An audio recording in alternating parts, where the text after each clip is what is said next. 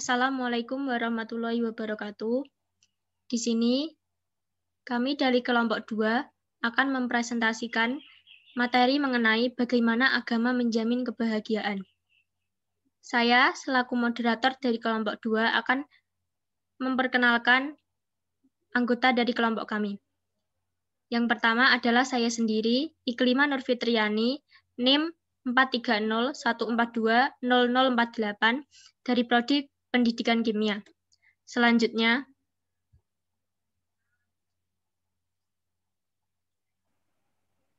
saya Nisa Bening Setara Bulan, NIM 1511420114 dari Prodi Psikologi.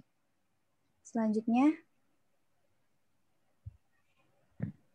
saya Malia Anas dari Pendidikan Kimia, NIM 43014200006.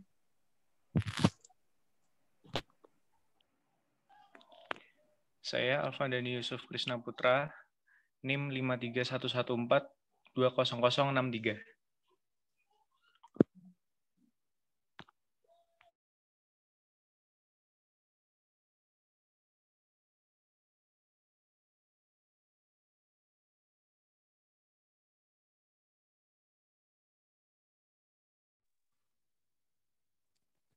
Bagaimana agama menjamin kebahagiaan?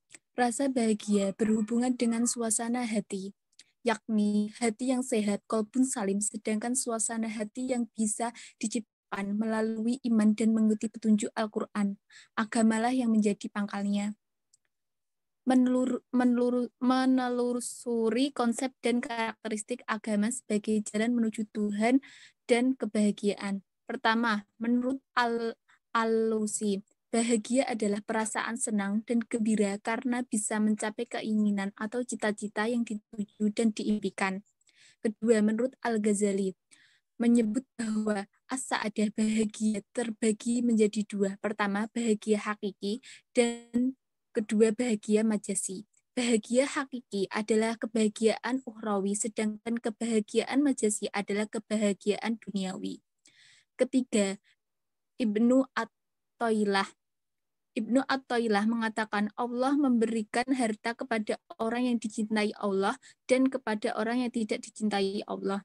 Tetapi Allah tidak akan memberikan iman kecuali kepada orang yang dicintainya. Keempat, Ibnu Qayyim al-Jauziyah berpendapat bahwa kebahagiaan itu adalah perasaan senang dan tentram karena hati sehat dan berfungsi dengan baik.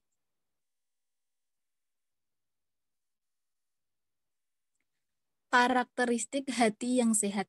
Pertama yaitu hati menerima makan yang berfungsi sebagai nutrisi, obat, dan makanan iman. Kedua, selalu berorientasi ke masa depan dan akhirat. Untuk sukses pada masa depan, kita harus berjuang pada waktu sekarang. Ketiga, selalu mendorong pemiliknya untuk kembali kepada Allah Subhanahu wa Ta'ala. Keempat, selalu mengingat Allah Subhanahu wa Ta'ala, yaitu kita harus selalu berzikir agar mengingat kepada Allah Subhanahu wa Ta'ala. Kelima, kembali kepada Allah Subhanahu wa Ta'ala. Keenam, selalu melupakan segala urusan dunia ketika sholat beribadah kepada Allah Subhanahu wa Ta'ala. Ketujuh, memperhatikan waktu. Kedelapan, berorientasi pada kualitas amal.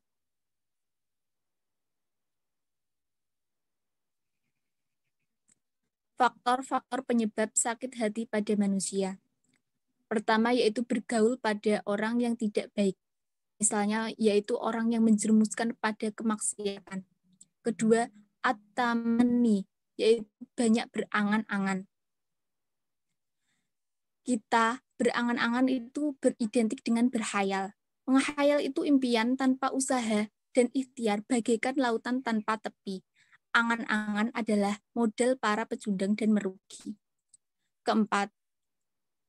Ketiga, bergantung pada yang selain Allah Subhanahu wa Ta'ala. Keempat, as-sa'bu, terlalu kenyang. Kekenyangan terbagi menjadi dua, yaitu pertama, kenyang dengan barang haram, Misalnya kenyang karena makan bangkai, darah, daging, babi, anjing, burung yang punya cangkram. Kelima, banyak tidur. Keenam, banyak melihat hal yang kurang bermanfaat. Ketujuh, banyak bicara. Berlebihan dalam berbicara dapat membuka pintu-pintu kejelekan dan tempat masuknya setan. Selanjutnya akan dibacakan oleh teman saya. Indikator orang yang bahagia.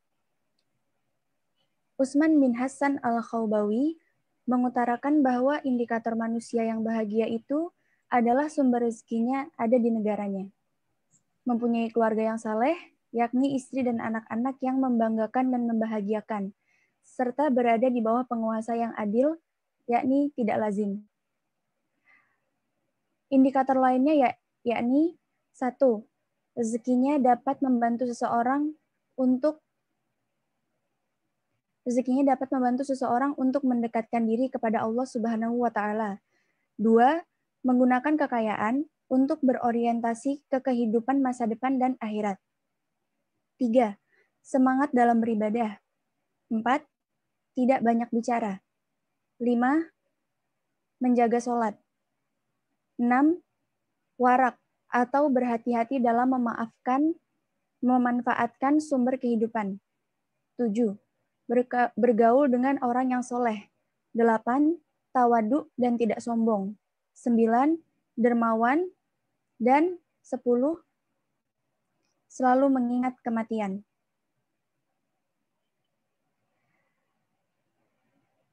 D.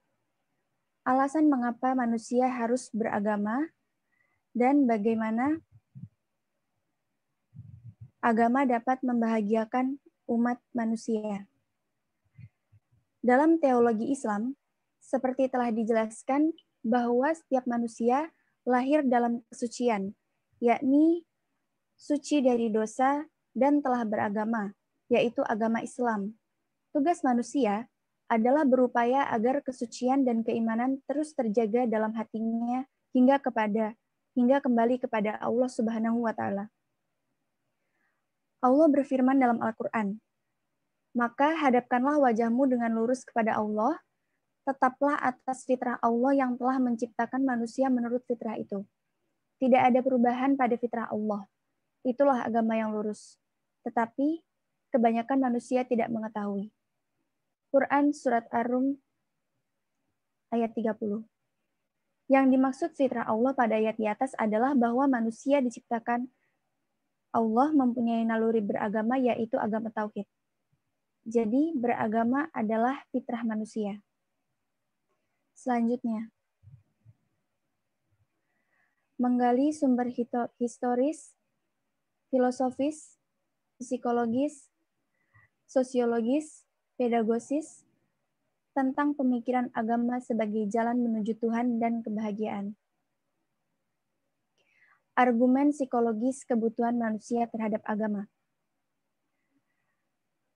Manusia menurut Al-Quran adalah makhluk rohani, makhluk jasmani, dan makhluk sosial. Sebagai makhluk rohani, manusia membutuhkan ketenangan jiwa, menenteramkan hati, dan kebahagiaan rohani. Bagaimana cara mensucikan jiwa agar bisa dekat dengan Tuhan? Untuk menjawab hal ini, agamalah yang mampu memberi penjelasan.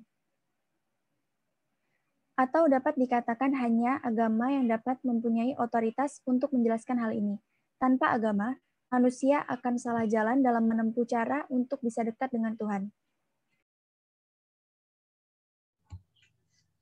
Selanjutnya adalah argumen sosiologis kebutuhan manusia terhadap agama. Dalam Al-Quran, manusia adalah makhluk sosial. Makhluk sosial artinya manusia tidak bisa hidup sendirian dan tidak bisa mencapai tujuan hidupnya tanpa keterlibatan orang lain. Secara horizontal, manusia butuh berinteraksi dengan sesamanya dan lingkungannya, baik flora maupun fauna. Secara vertikal, manusia lebih butuh berinteraksi dengan zat yang menjadi sebab adanya dirinya. Penyebab manusia harus hidup bermasyarakat. Yang pertama, adanya dorongan seksual, yaitu dorongan manusia untuk mengembangbiakan keturunan atau sejenisnya sendiri. Yang kedua, adanya kenyataan bahwa manusia adalah makhluk yang serba terbatas dan makhluk yang lemah. Untuk menutupi kelemahan tersebut, maka manusia perlu bantuan dari orang lain. Yang ketiga, karena adanya perasaan yang senang pada tiap-tiap manusia. Manusia bermasyarakat karena ia telah biasa mendapat bantuan yang berfaedah yang diterimanya sejak ia masih kecil hingga dewasa.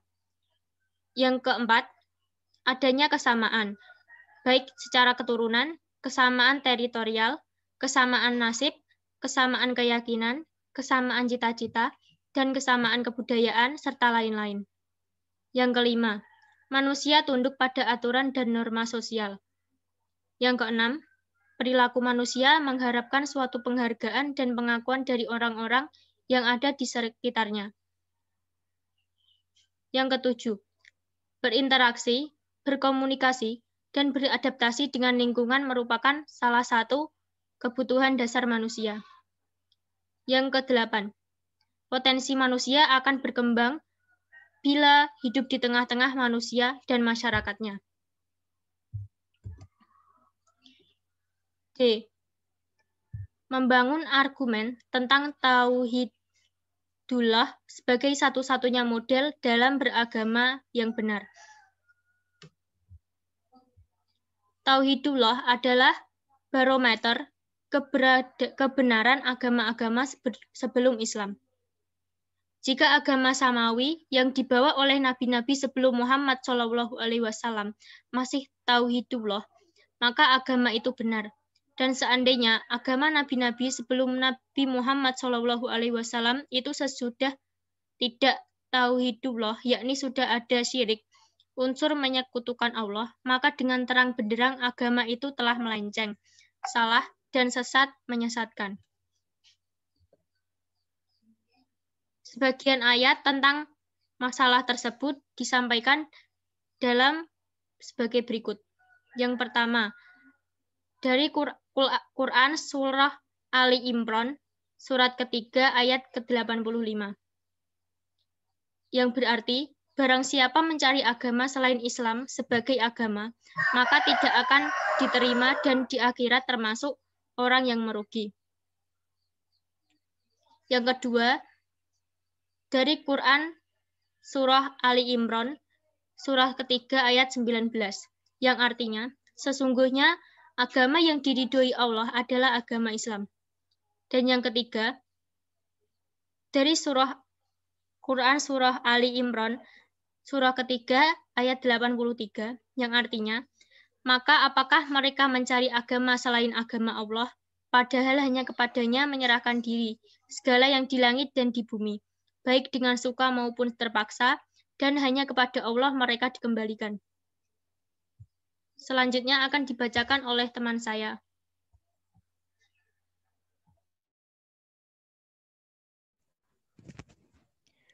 Berikutnya, yaitu hal yang merusak tauhidullah menurut Said Hawa. Yang pertama yaitu sifat al-kibr atau sombong. Allah tidak mau memperhatikan orang yang bersikap sombong terhadap ayat-ayat Allah. Yang kedua, sifat az-zulm, kezaliman, dan sifat al-kizb atau kebohongan. Bebaskanlah diri kita dari belenggu kezaliman dan kedustaan, sebab Allah tidak akan memberi hidayah kepada kaum yang bersifat zalim. Yang ketiga, sikap al-ifsad atau melakukan perusakan.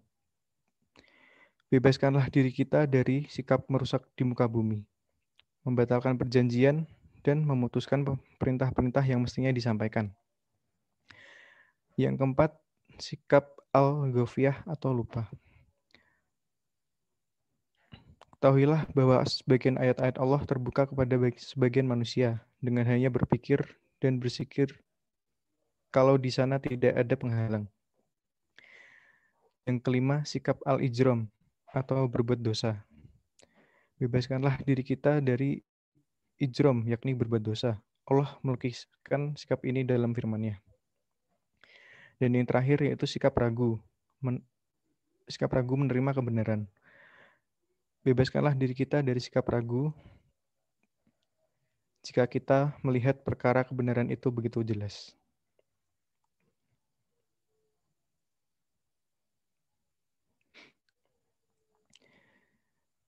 Berikutnya, mendeskripsikan esensi dan urgensi komitmen terhadap nilai-nilai tauhid untuk mencapai kebahagiaan. Jiwa tauhid adalah modal dasar hidup yang dapat mengantar manusia menuju keselamatan dan kesejahteraan. Supaya jiwa tauhid berkembang, maka Allah mengutus para rasul dengan tugas utamanya, yaitu menyirami jiwa tauhid agar tumbuh dan berkembang, sehingga menghasilkan buah yang lebat, yaitu amal soleh. Jiwa tauhid dikembangkan dalam diri manusia agar jiwa tauhid menjadi roh kehidupan dan menjadi cahaya dalam kegelapan. Nilai-nilai hidup yang dibangun di atas jiwa tauhid merupakan nilai positif, nilai kebenaran, dan nilai ilahi yang abadi yang mengandung kebenaran mutlak dan universal.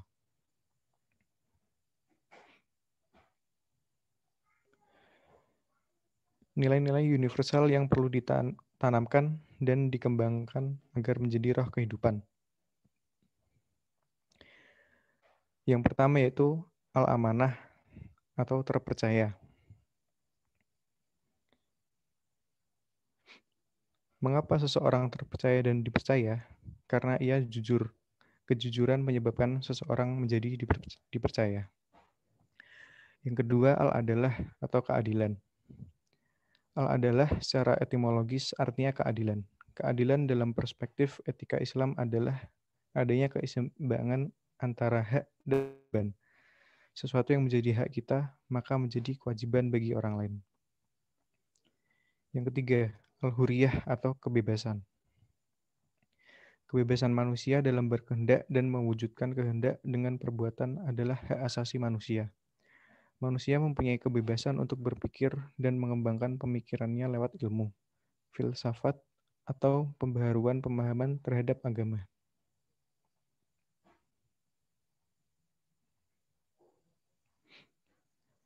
Rangkuman tentang kontribusi agama dalam mencapai kebahagiaan. Yang pertama yaitu tujuannya adalah memperoleh kebahagiaan dunia dan akhirat. Yang kedua, kebahagiaan hakiki adalah milik Allah. Manusia tidak memperolehnya kecuali dengan kehendak Allah. Yang ketiga, syirik adalah landasan teologis yang sangat keliru dan tidak diampuni.